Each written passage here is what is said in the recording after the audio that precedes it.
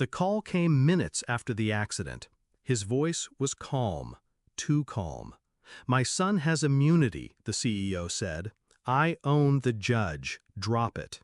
My daughter was in surgery, her body broken by his son's car. She had been left in the street like discarded trash. I held the phone tighter.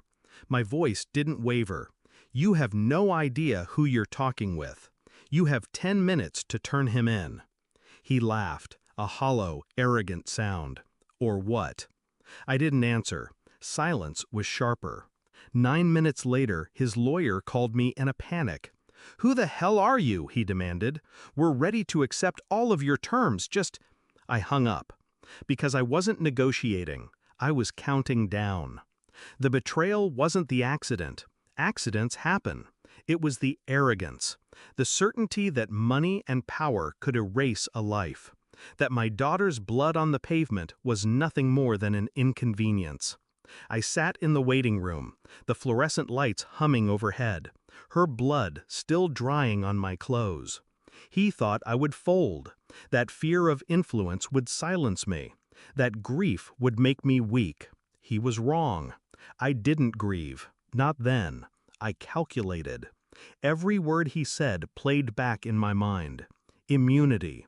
I own the judge. It wasn't confidence, it was confession. He had already revealed his crime, even before his son's. I realized then I wasn't fighting a reckless boy.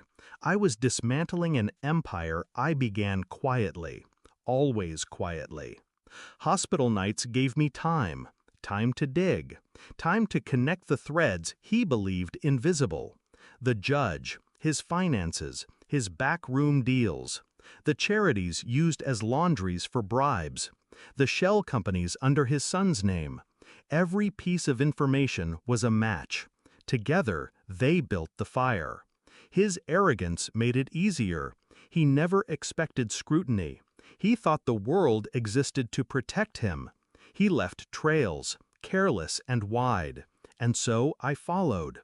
Phone records, travel logs, whispered conversations caught on tape. But I didn't share them, not yet. I waited. Let the silence build around him.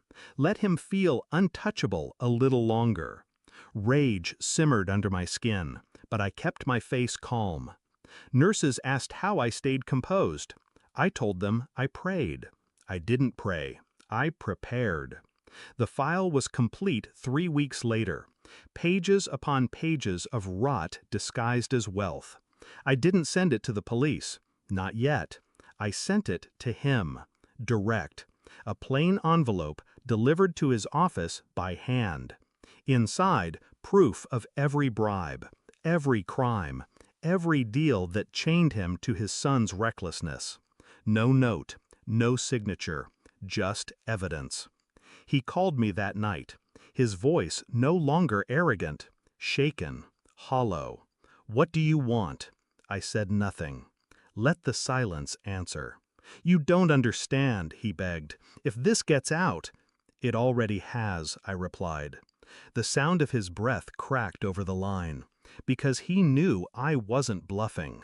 The courtroom was silent the day his son stood trial. The immunity he promised dissolved like ash. The judge he owned had recused himself, replaced by one who owed him nothing. His son sat trembling, no longer a predator, but prey. The evidence spoke louder than pleas. Witnesses who had once stayed silent now came forward, emboldened. And the father, front row, powerless, watched it all unravel.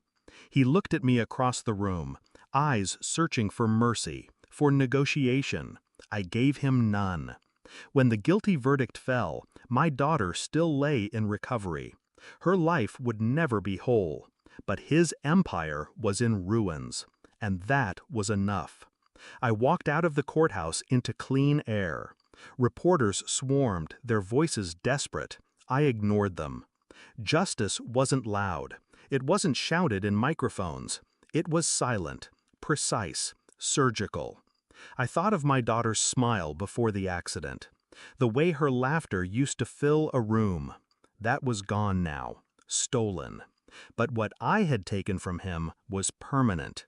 He could rebuild money, not trust, not power. He had built an empire on silence. I destroyed it with truth. As I walked away, I felt no pity, no satisfaction, only clarity. He thought he owned the judge.